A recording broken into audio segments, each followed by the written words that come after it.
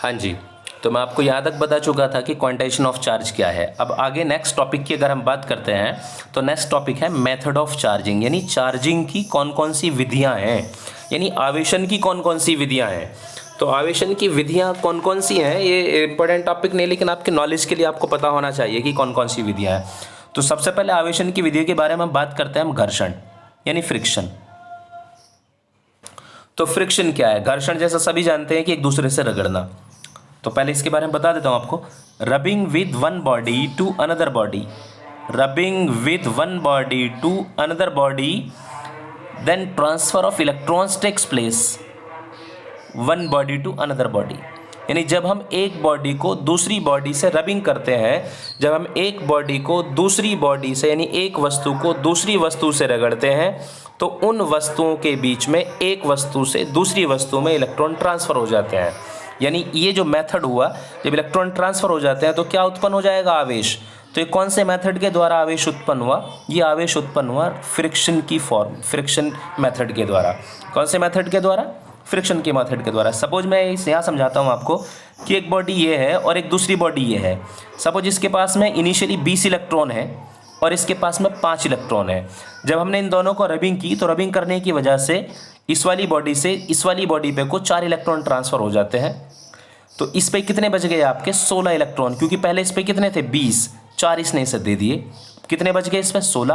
पहले इस पे कितने थे? 5 इलेक्ट्रॉन, इसने 4 ले लिए, तो अब इस पे कितने हो गए? 9 इलेक्ट्रॉन हो गए।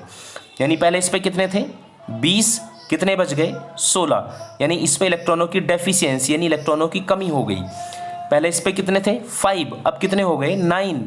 यानी इस पे क्या होगी? इलेक्ट्रॉनों की एफिशिएंसी यानी इस पे इलेक्ट्रॉनों की अधिकता हो गई।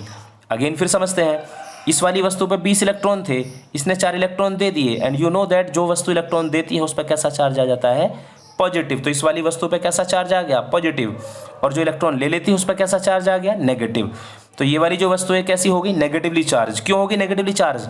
क्योंकि इसने इलेक्ट्रॉन ले लिए हैं। और ये वाली कैसी होगी? धनावेशित। क्यों होगी धनावेशित? क्योंकि इसने इलेक्ट्रॉन दे दिए हैं। तो इसका मतलब जो वस्तु इलेक्ट्रॉन दे देती है उस पर कैसा आवेश आ जाता है? धनावेश। और उस पर क्या हो जाती है? इलेक्ट्रॉनों की कमी। यानी अगर किसी वस्तु पर धनावेश है तो इस पर इलेक्ट्रॉनों की कमी होती है, और अगर कोई वस्तु ऋणावेशित है तो वह वस्तु उस वस्तु पर इलेक्ट्रॉनों की अधिकता होती है। If any body has deficiency of electron then it is positively charged, and if any body has negatively charge then it means it has a deficiency, it has a efficiency of electrons. यानी इस पर electron access हैं। तो अगर negatively charge है तो इस पर इलेक्ट्रॉन एक्सेस होंगे, पॉजिटिवली चार्ज है उसने इलेक्ट्रॉन लॉस किए होंगे। क्लियर हो गए यहाँ तक आपको? तो पहला मेथड कौन सा था? फ्रिक्शन यानी घर्षण के द्वारा। यानी जब दो वस्तुओं को रगड़ा जाता है तो उनके बीच में इलेक्ट्रॉनों का स्थानांतरण हो जाता है, जिसके कारण उस पर आवेश उत्पन्न हो जाता है। अब इसमें मैंने आपको नोट बना के डाला कि if a body losses the electron, यानी अगर किसी वस्तु ने इलेक्ट्रॉन लॉस किए हैं तो ये पॉजिटिवली चार्ज होगी। क्यों होगी पॉजिटिवली चार्ज? क्योंकि इलेक्ट्रॉन दे दिए, और आप जानते हैं कि अगर कोई वस्तु इलेक्ट्रॉन दे देती है तो उस पर कैसा चार्ज आता है? Positive. And if a body excess of electron, excess का मतलब अधिक, if a body excess of electron then it is negatively charged. क्या मतलब है इस बात का? कि अगर किसी वस्तु पे इलेक्ट्रॉन अधिक हैं, एक्सेस अधिक कब हुए होंगे? जब रगड़ने की प्रक्रिया में उसने इलेक्ट्रॉन ग्रहण कर लिए होंगे। और आप जानते हैं कि यदि कोई वस्तु इलेक्ट्रॉन ग्रहण कर लेती है, एक्सेस हो जाते हैं उस पर इलेक्ट्रॉन, तो उस पर कैसा चार्ज आ जाता है? Negatively charge. तो यहाँ मैं दोनों तरह से कह सकता हूँ कि अगर किसी वस्तु ने इलेक्ट्रॉन लॉस किए हैं तो उस पर पॉजिटिवली चार्ज, यानी पॉजिटिवली चार्ज है तो इलेक्ट्रॉन लॉस किए हैं, नेगेटिवली चार्ज है तो इलेक्ट्रॉन गेन किए हैं, उसमें इलेक्ट्रॉन एक्सेस है। क्लियर हो गया? यहाँ पर कुछ एग्जांपल बता देता हूँ रबिंग करने वाले। सपोज जैसे हम कुछ बॉडीज़ हैं उन्हें रगड़ते हैं तो किस पे पॉजिटिव किस पे नेगेटिव चार्ज आता है?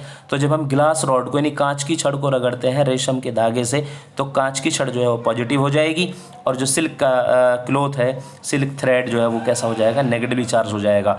वुलन क्लॉथ को रगड़ेंगे रबर से, यानी जो ऊनी कपड़ा है उसे हम रगड़ते हैं, रबड़ से रगड़ते हैं, या अंबर एक सब्सटेंस पदार्थ होता है उससे रगड़ते हैं, या प्लास्टिक से रगड़ते हैं। तो जो वुलन कपड़ा होगा वो पॉजिटिवली चार्ज होता है, और ये सब नेगेटिवली चार्ज होते हैं। जैसे ड्राई हेयर को रगड़ते हैं हम कंघे से बार बार, तो हमारे जो हेयर होते हैं वो पॉजिटिवली चार्ज होते हैं, और जो कंघा होता है वो नेगेटिवली चार्ज होता है। ठीक है यहाँ तक? तो ये आपका पहला मेथड था। कौन सा? आवेशन की विधि का पहला मेथड कौन सा था? मेथड ऑफ चार्जिंग का जो फर्स्ट मेथड है वो कौन सा? फ्रिक्शन यानी घर्षण। इसमें एक और एग्जांपल पूछ लेते हैं कभी कभी आपसे नोट में, जो clouds becomes charge by friction, ये जो बादल होते हैं आपने देखा है उनके बीच में जो बिजली उत्पन्न होती है वो भी उनकी रगड़ के कारण उत्पन्न होती है। यानी आवेश जो वहाँ पर उत्पन्न होता है वो किसकी फॉर्म में उत्पन्न होता है?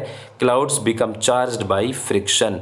यानी जो बादलों के बीच में जो चार्ज प्रोड्यूस होता है वो किसके कारण प्रोड्यूस होता है? तो एक नंबर में पूछा जा सकता है किसके कारण प्रोड्यूस होता है ये? फ्रिक्शन की फॉर्म में। दूसरा मेथड कौन सा है आपका? इंडक्शन। एक तो आवेशन की विधि पहली कौन सी थी?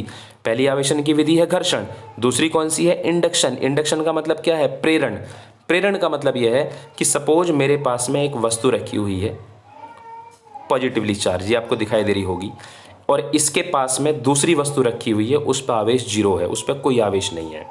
तो आपको पता है इस पॉजिटिव चार्ज की वजह से ये पॉजिटिव जो है दूसरी वस्तु है उसके इलेक्ट्रॉनों को अपनी तरफ आकर्षित करेगा, और इलेक्ट्रॉन यानी जो नेगेटिव चार्ज है उसके सामने आ जाएगा, जो पॉजिटिव चार्ज है वो दूसरी तरफ चला जाएगा। अब मैंने दूसरी वाली वस्तु को किससे कनेक्ट कर दिया? पृथ्वी से कनेक्ट कर दिया, तो जो पॉजिटिव चार्ज है पृथ्वी से डिफ्यूज़ हो जाएगा, डिस्चार्ज हो जाएगा। यानी जो सेकंड प्लेट वाला चार्ज है पॉजिटिव, वो कहाँ चला गया? अर्थ पे। तो ये वाली प्लेट तो हमारी पॉजिटिव थी ही, जो इसके सामने वाली वस्तु है उसके इस वाली प्लेट पर कैसा चार्ज है आपका? नेगेटिव। और जो दूसरी वाली प्लेट पर आवेश उत्पन्न हो रहा था पॉजिटिव दूसरे वाले एंड पर, वो कहाँ चला गया? अर्थ पे। ठीक है, अब हमने अर्थ को हटा दिया यहाँ से, तो ये वाली वस्तु कैसी है आपकी? Positively charge. ये वाली वस्तु कैसी है आपकी? Negatively charge. अब हमने इस वाली वस्तु को भी हटा दिया, तो अभी तो नेगेटिव चार्ज कहाँ पर है? इसके सामने वाले तल पर। अब जब हम इस वाली वस्तु को हटा देंगे तो ये वाला आवेश कहाँ फैल जाएगा? इस पर सारे पे। तो इस तरह का जो उत्पन्न होता है, इस तरह की जो घटना है, इस तरह की जो विधि है उसे हम कौन सी कहते हैं? प्रेरण। यानी प्रेरण में वस्तु एक दूसरे के संपर्क में नहीं आती है। अगर मैं यहाँ पर एक वस्तु रखूँ पॉजिटिवली चार्ज्ड और इसके सामने कोई दूसरी वस्तु रख दूं तो इस पे उसका उल्टा आवेश आ जाएगा। अगर ये वाली वस्तु पॉजिटिवली चार्ज है पहले से और इसके पास में दूसरी वस्तु रखी जा रही है अनावेशित, जिस पे कोई आवेश नहीं है, तो उस पर नेगेटिव चार्ज आ जाएगा। और अगर ये जो वस्तु रखी हुई है यहाँ पर ये नेगेटिवली चार्ज है और इसके सामने मैं दूसरी कोई अनावेशित वस्तु रखता हूँ अनचार्ज बॉडी, तो उस पर धनावेश यानी उसका उल्टा आवेश हो जाता है। तो इस घटना को कहते हैं आप प्रेरण यानी इंडक्शन। तो दो मेथड हो गए चार्जिंग के। पहला मेथड कौन सा? फ्रिक्शन यानी रगड़ करके, यानी दो वस्तुओं को यहाँ पर हम रगड़ते हैं। और दूसरा मेथड कौन सा? इंडक्शन। तो इंडक्शन में आपका जो है, इंडक्शन में दो वस्तुओं को हम रगड़ते नहीं है, एक वस्तु को दूसरी वस्तु के पास में रख देते हैं। एक वस्तु आवेशित होती है और दूसरी वस्तु अनावेशित होती है।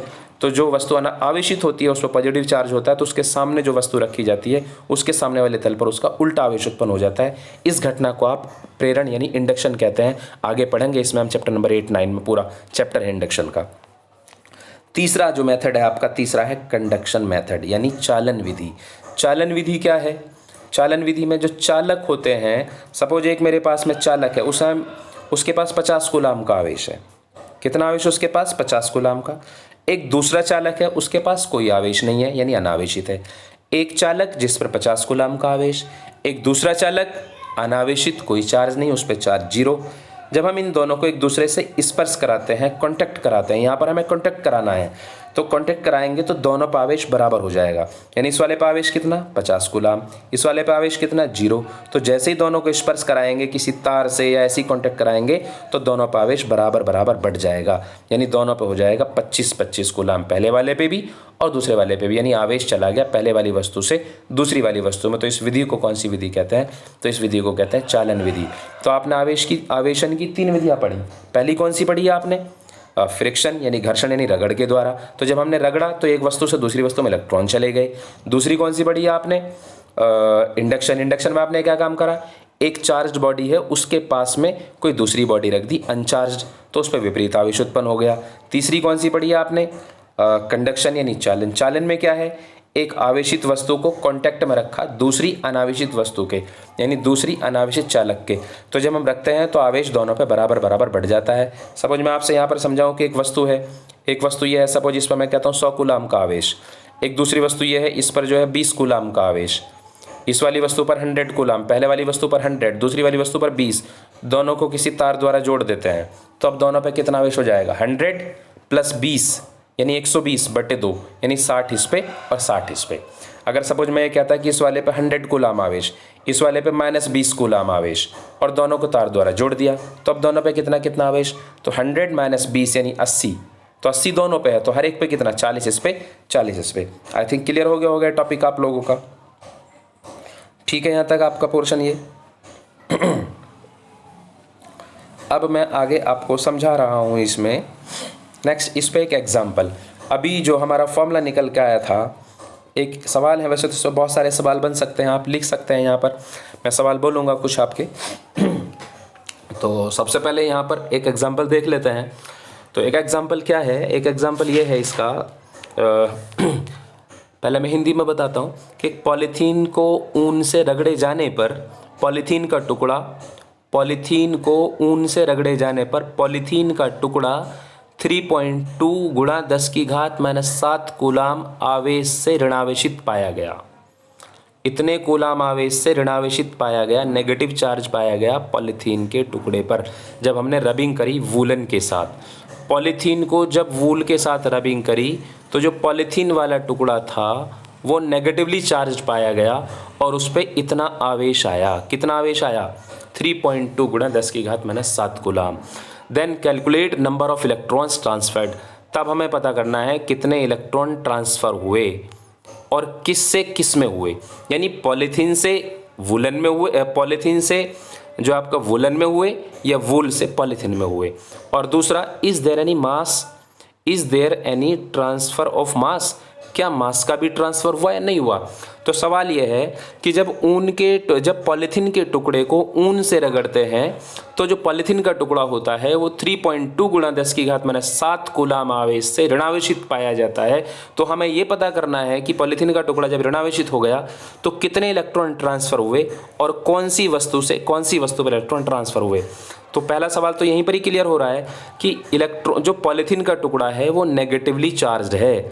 Polythene is negatively charge. इस बात का मतलब क्या है कि पॉलीथीन का टुकड़े पर ऋणावेश है। इस बात का मतलब यह है कि पॉलीथीन के टुकड़े ने ऋणावेश कब आया होगा? जब इलेक्ट्रॉन ले लेगा। इसका मतलब इलेक्ट्रॉन ले लेगा, तो इसका मतलब पॉलीथीन का टुकड़ा इलेक्ट्रॉन लेगा। रगड़ा किससे गया है? ऊन से। तो किससे लेगा? ऊन से। तो इस बात का मतलब क्लियर हो गया यहाँ पर आपको कि इलेक्ट्रॉन किससे किस पर जाएंगे? इलेक्ट्रॉन ऊन से जाएंगे किस पर? पॉलीथीन पर। तो ये बात समझ में आई आपको। अगर मैं यहाँ पर ये कहता कि पॉलीथीन का टुकड़ा 3.2 गुणा 10⁻⁷ कूलाम से धनावेशित पाया गया, यानी पॉजिटिवली चार्ज पाया जाता, तब ये क्या सवाल होता? तो धनावेशित होने का मतलब क्या है? धनावेश तब आता है जब इलेक्ट्रॉन दे देता है, तो पॉलीथीन के टुकड़े से इलेक्ट्रॉन जाते। क्लियर हो गया होगा यहाँ पर आपका। अब दूसरा, ये हमारे लिए किसकी वैल्यू दे रखी है? आपके लिए क्यू की, यानी पॉलीथीन के टुकड़े पर इतना आवेश है, क्यू बराबर 3.2 गुणा 10⁻⁷ कूलाम, नेगेटिव है। इलेक्ट्रॉन्स आपसे पूछे हैं, number of transferred electrons, formula आपने लगाया Q = NE। Q की वैल्यू पुटअप करिए आपने, E की वैल्यू आप जानते ही हैं, एलिमेंट्री चार्ज, मूल आवेश, सबसे कम आवेश, इससे छोटा आवेश पॉसिबल नहीं है। यहाँ से N की वैल्यू निकाली आपने, अपॉन में लिया है, कैंसिल हो गया, 16 दूनी 32। तो कितना निकल के आ गया? 2 गुणा 10⁻12 इलेक्ट्रॉन ट्रांसफ़र हुए। तो ये आया आपकी इलेक्ट्रॉनों की संख्या। आप किस से किस पर हुए कैसे पता करोगे? आप ये पता करोगे नेगेटिव चार्ज से या पॉजिटिव चार्ज से। तो पॉलीथीन के टुकड़े पे नेगेटिव चार्ज है, तो इस बात का मतलब क्या है? पॉलीथीन के टुकड़े पे नेगेटिव चार्ज इसने इलेक्ट्रॉन ले लिए हैं। क्लियर हो गया। दूसरा कि कितना द्रव्यमान, जब इलेक्ट्रॉन जाएंगे तो आपको पता है इलेक्ट्रॉन पर द्रव्यमान भी होता है। इलेक्ट्रॉन जाएंगे तो आवेश तो जा ही रहा है, और आवेश जा रहा है तो मैंने आपको क्या बताया था कि charge always associated with mass, यानी आवेश जाएगा तो द्रव्यमान भी जाएगा, यानी आवेश का ट्रांसफ़र होगा तो द्रव्यमान का ट्रांसफ़र भी होगा। तो कितना द्रव्यमान जाएगा? तो सपोज कितने इलेक्ट्रॉन जा रहे हैं? 2 गुणा 10⁻12, और एक इलेक्ट्रॉन का जो द्रव्यमान होता है, मास ऑफ 1 इलेक्ट्रॉन इज 9.1 गुणा 10⁻31 kg, यानी एक इलेक्ट्रॉन का द्रव्यमान होता है 9.1 गुणा 10⁻31 किलोग्राम। अगर 2 इलेक्ट्रॉन जाते तो 2 से गुणा कर देते, 3 इलेक्ट्रॉन जाते तो 3 से इलेक्ट्रॉन गुणा कर देते। इलेक्ट्रॉन जा कितने रहे हैं? इलेक्ट्रॉन जा रहे हैं 2 गुणा 10⁻12, 2 गुणा 10⁻12 इलेक्ट्रॉन ट्रांसफ़र हुए। इस बात का मतलब कुल कितना द्रव्यमान ट्रांसफ़र हुआ? तो 2 गुणा 10⁻12 को मल्टीप्लाई कर देंगे एक इलेक्ट्रॉन के द्रव्यमान से, तो ये मल्टीप्लाई होने के बाद में 18.2 गुणा 10⁻19 कूलाम, यानी 1.82 गुणा 10⁻18 कूलाम का ट्रांसफ़र हुआ है। 1.82 गुणा 10⁻18 किलोग्राम द्रव्यमान का ट्रांसफ़र हुआ है किससे किस पर? तो यहाँ ट्रांसफ़र हुआ है वूल से पॉलीथीन के टुकड़े पर। इस तरह का सवाल और लिख सकते हैं आप। जैसा मैं एक सवाल और आपको बोलूँ, आप सभी नोट कर लेंगे, सभी अपना आप करके देखेंगे इसमें कि एक चालक पर 1 कूलाम ऋणावेश है।